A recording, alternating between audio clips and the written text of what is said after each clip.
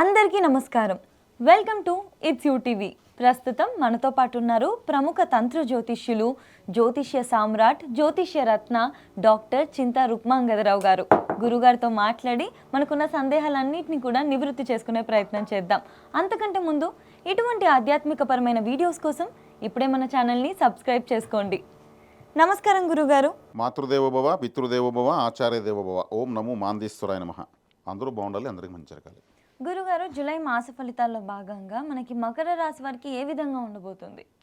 2020 సంవత్సరం జూలై మాస ఫలితాల్లో భాగంగా మకర రాశి వాళ్ళకి ఎలా ఉందంటే, రాశాధిపతి శనేశ్వరుడు 3వ ఇంట్లో ఉన్నాడు, ద్వితీయంలో రాహు ఉన్నాడు, అష్టమంలో కేతువు శుక్రుడు ఉన్నారు, సప్తమంలో రవి గురులు చేరుతున్నారు, షష్టమ స్థానంలో బుధుడు, 5వ స్థానంలో కుజుడు. అంటే వీళ్ళకి వ్యతిరేకమైన గ్రహాలు తీసుకుంటే కుజుడు, అదేవిధంగా అష్టమంలో ఉన్నటువంటి కేతువు శుక్రుడు, ఈ 3 గ్రహాలు వ్యతిరేకంగా ఉన్నాయి. ఓకే. అంటే ఇప్పుడు కుజుడు ఎందుకు వ్యతిరేకం అంటే, ఈ రాశికి కుజుడే బాధకాధిపతి. ఆయన 5వ స్థానం అంటే అదృష్టం. కుజుడు అంటే ఒక శస్త్రచికిత్స. ఏదైనా ఒక ఆయుధం మీద కట్ చేసి కుట్లు వేసినా, ఒక ఆపరేషన్ చేసినా అది కుజుడు యొక్క వ్యతిరేకత ఉన్నప్పుడే. అంటే ఇప్పుడు 5వ స్థానం అంటే మీ సంతాన స్థానం. ఇప్పుడు వీళ్ళకి ఎవరైనా ఈ రాశిలో స్త్రీలు ఉండి వాళ్ళు గర్భిణీగా ఉంటూ డెలివరీ సమయం వస్తే కంపల్సరీ ఆపరేషన్ చేయాల్సిందే. కుజుడు 5వ స్థానంలో ఉన్నాడు కదా, కాబట్టి ఆపరేషన్ ద్వారానే వాళ్ళకు సంతాన భాగ్యం కలుగుతుంది. అదేవిధంగా కొంతమందికి ఆభాషణ ఏదైనా అవకాశం ఉంది. సంతానం కుజుడు బాధకాధిపతి కాబట్టి ఇప్పుడు ఇలా కట్ చేసి తీయడం ఒక బాధే, ఆభాషణ అయిపోవడం ఒక బాధే, ఇటువంటివి ఉంటాయి. అదేవిధంగా అష్టమంలో కేతు ఉన్నాడు, అష్టమంలో కేతువు శుక్రుడు. అష్టమంలో ఏ రాశికి ఏ గ్రహం ఉండకూడదు, గోచారంలో కావచ్చు, వ్యక్తిగత జాతకంలో కావచ్చు. కాబట్టి అష్టమంలో గ్రహాలు ఉన్నప్పుడు ఏమవుతుంది, నేను చెప్తూనే వస్తున్నాను, సొంత ఊరిలో ఉండకూడదు. కొంతమంది అష్టమంలో గ్రహాల ప్రభావం ఎక్కువ ఉండి వాళ్ళు బాగా డబ్బులున్న వాళ్ళగా ఉండి అదంతా పోయి, డబ్బులు పోయి, ఆస్తులు పోయి, వన్ ఫైన్ డే ఊరికి చెప్పకుండా ఎక్కడో వెళ్ళిపోతారు.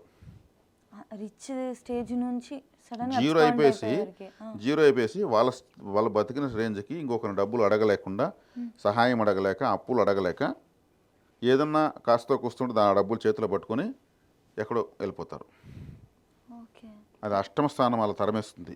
ఇంకా ఉంటే ఇంకా అంతకు మించి కూడా పోకపోతే సూసైడ్ చేసుకొని చనిపోవాల్సిందే.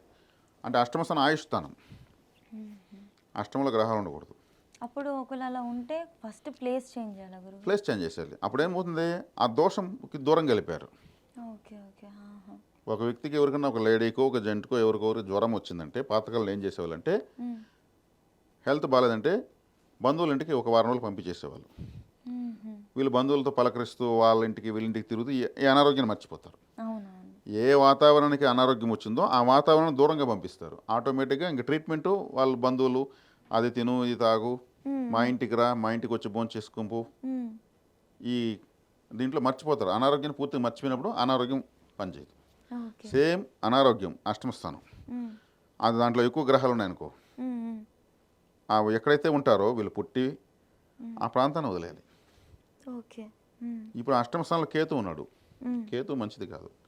శుక్రుడు ఉన్నాడు, శుక్రుడికి ఈ లగ్నానికి రాశికి శుభగ్రహం, ఆయన అష్టమంలో ఉన్నాడు.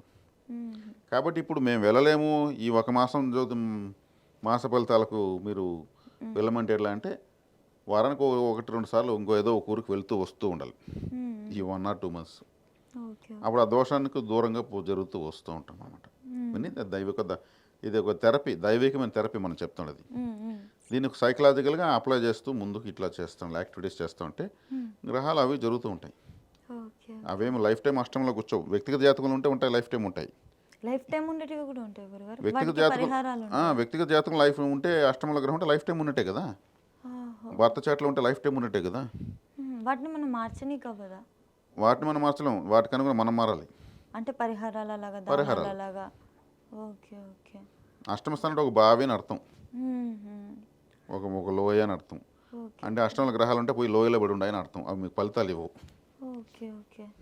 గురుగారు, ఇప్పుడు వీళ్ళు వ్యాపార రంగంలో ఎవరైతే చేస్తున్నారో, ఉద్యోగంలో ఉన్న వాళ్ళు, వీళ్ళకి ఎలాగుంటుంది? బాగుంటుంది. ఎందుకంటే గురువు రాశిని చూస్తున్నాడు. సప్తమ స్థానంలో ఉన్నాడు గురువు, ఉచ్చస్థితి పట్టాడు. మ్మ్. రవిగ్రహం వస్తుంది, అష్టమాధిపతి మళ్ళీ రాశిని చూస్తున్నాడు. మ్మ్. అష్టమ స్థాన ప్రభావం ఎక్కువ అవుతుంది ఇక్కడ. మ్మ్. కానీ రాశిని గురువు చూడడం కొంచెం బెనిఫిట్ అయింది. మ్మ్. మూడో ఇంట్లో శని ఉండడం కొంచెం బెనిఫిట్ అయింది. మ్మ్. రెండో ఇంట్లో రాహు ఉండడం కొంత బెనిఫిట్ అయింది. ఉన్నది బాగుండేది 3 గ్రహాలే. మ్మ్. ఏది? గురువు, శని, రాహు. మ్మ్. మిగిలిన గ్రహాలు అంత అనుకూలంగా లేవు. ఓకే. కాబట్టి వీళ్ళు ఎక్కువగా మ్మ్. మకర రాశి కాబట్టి కాలభైరవ ఆరాధన ఎక్కువ చేయాలి. మ్మ్. కాలభైరవ అంటే ఈ రాశికి అధిపతి శనేశ్వరుడు. మ్మ్. శనేశ్వరుడికి గురువు కాలభైరవుడు. మ్మ్. మకర రాశి వాళ్ళు కాపలా దేవతలను, కాలభైరవుడు అనేది కాపలా దేవతలను మ్మ్. అంటే వారాహి అమ్మవారు, ప్రత్యంగిరి అమ్మవారు, కాలభైరవుడు, ఇటువంటి దేవతలను ఎక్కువగా ఆరాధించాలి ఈ సమయంలో. మ్మ్. ఈ వ్యతిరేక గ్రహాల యొక్క తాకట తగ్గుతుంది. ఓకే. ఓకే. ఇప్పుడు అష్టమ స్థానంలో గ్రహాలు ఉన్నాయి అంటాను. మ్మ్. దుర్గాదేవిని ఎప్పుడు పూజిస్తారు? అష్టమి రోజే పూజిస్తారు. అవును కదా. దుర్గాష్టమి మ్మ్. దుర్గతులను దూరం చేస్తుంది. అష్టమ స్థానంలో దుర్గతులే కదా. మ్మ్. కాబట్టి దుర్గారాధన. ఖడ్గమాల స్తోత్రత్నము. ఖడ్గమాల అంటే ఏమి? మ్మ్. ఖడ్గం అంటే కత్తి. మ్మ్. ఖడ్గమాల అంటే ఖడ్గాలతో ఉన్న మాల, మ్మ్. మ్మ్. పుష్పాల మాల, అలాగా. నిమ్మకాయల మాల, కత్తులతో మాల. ఓకే. ఆ స్తోత్రత్నం. ఓకే. ఆ ఖడ్గమాల స్తోత్రత్నంలో ఒక్కొక్క స్తోత్రం ఒక్కొక్క కత్తి లాంటిది. ఆహా. ఓకే. అవన్నీ ఖండించేస్తాయి. మ్మ్. కాబట్టి అష్టమ స్థానంలో ఉన్నప్పుడు ఇటువంటి ఆరాధనలు ఎక్కువ చేయాలి. ఓకే. ఓకే. కాబట్టి అష్టమ స్థానంలో గ్రహాలు ఉన్నాయి కాబట్టి కేతువే ఏకంగా అష్టమ స్థానంలో ఉన్నాడు కాబట్టి అష్టమ స్థానం అంటే బాత్రూమ్ తెలియజేస్తుంది. మ్మ్. కాబట్టి ఆదివారము లేదంటే అష్టమ రోజు మ్మ్. వీళ్ళ బాత్రూంలో నైట్ పడుకునేటప్పుడు ఇంట్లో మ్మ్. ఒక కొబ్బరికాయ కొట్టి బాత్రూంలో పెట్టి కొద్దిగా కుంకుమ చల్లి తెల్లవారు లేసి దాన్ని డస్ట్బిన్లో పారాలి. నైవేద్యం. ఓకే. ఓకే. ఇది కూడా ఒక మంచి పరిహారం. ఆహా. ఇంట్లో కొబ్బరికాయలు పరిహారం ఒకటి ఉంది. మ్మ్. 12 స్థానంలో ఎక్కడెక్కడ కేతు ఉంటాడో మ్మ్. ఆ స్థానం ఇంట్లో చూసుకుని అక్కడ కొబ్బరికాయ కొట్టాలి. 5వ స్థానంలో కేతు ఉంటే టీవీ కాడ కొట్టాలి. మ్మ్. 5వ స్థానం అంటే ఎంటర్టైన్మెంట్, టీవీనే కదా ఎంటర్టైన్మెంట్. అవునవును. 7వ స్థానంలో కేతు ఉంటే బెడ్రూమ్లో మంచం కింద కొట్టాలి. ఓకే. ఓకే.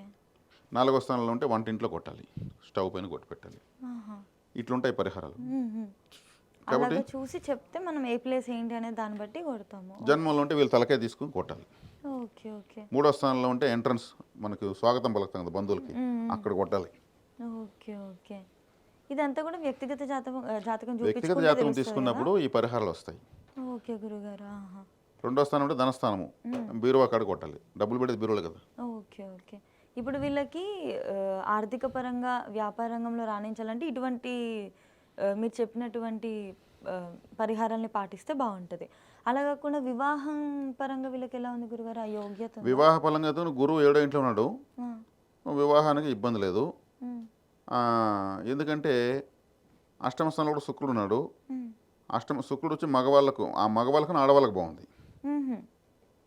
ఓకే. ఎందుకంటే మగవాళ్ళకు భార్యకారకుడు శుక్రుడు అష్టమంలోకి వచ్చేస్తాడు, కేతుతో కలిసిపోయాడు. మ్మ్. ఆడవాళ్ళకి అట్లేదు, గురువు నేరుగా చూస్తాడు. మ్మ్. కాబట్టి ఈ రాశిలో పుట్టిన స్త్రీలకైతే బలంగా ఉంది, ఓకే. వివాహ యోగ్యత బాగుంది. వీళ్ళు స్టూడెంట్స్కి గురుగారు? స్టూడెంట్స్ తీసుకుంటే చతుర్థాధిపతి పంచమంలో ఉన్నాడు. స్టూడెంట్స్ కొంత బాగానే ఉంది, కొంచెం హార్డ్ వర్క్ ఉంటుంది, అయినా బాగుంటుంది. స్టూడెంట్స్కి హార్డ్ వర్క్ ఉండడమే బెటర్ కదా. అవునవును. ఈజీగా కాకుండా సులభంగా ఉంటే ఏమో మేధస్సు పెరగదు. మ్మ్.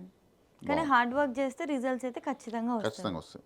ఓకే గురుగారు. వీళ్ళకి కలిసి వచ్చే రంగులు గురుగారు? వీళ్ళకి కలిసి వచ్చే రంగులు బ్లూ రిలేటెడ్, బ్లాక్ రిలేటెడ్, మ్మ్. Light blue, light rose, light green అంటే బేబీ రోస్, బేబీ గ్రీన్ అంటారు కదా, ఓకే. ఈ ఓకే. కలర్స్. మ్మ్. తర్వాత తీసుకుంటే ash colour, silver colour, maroon, ఇవి చాలా బాగా కలిసి వస్తాయి. ఓకే గురుగారు. ధన్యవాదాలు గురుగారు. ధన్యవాదాలు.